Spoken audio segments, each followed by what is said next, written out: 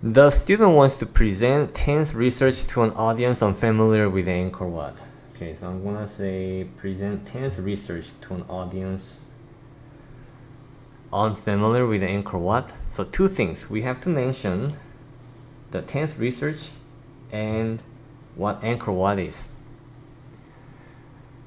Line 1. Cambodia's Angkor Wat was built in the 1100s to honor the Hindu god Vishnu. So this shows the reason why it was built. Okay, the purpose of this building.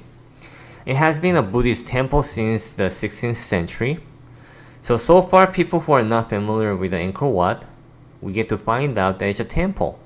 Okay, it was to honor the god of Hindu god, and now it's a Buddhist temple. There's a transition going on from Hindu to Buddhism.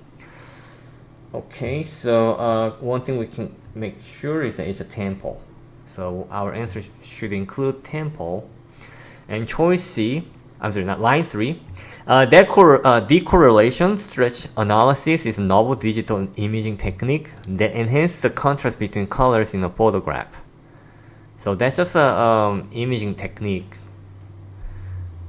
And archaeologist Noel Hidalgo Tan applied the decorrelation stretch analysis to photographs he had taken of Angkor Wat's plaster walls, and Tan's analysis revealed hundreds of images unknown to researchers.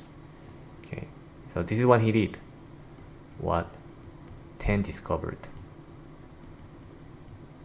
Okay, so that was his research to discover, using this technique, that it had hundreds of images unknown to researchers hidden in the walls.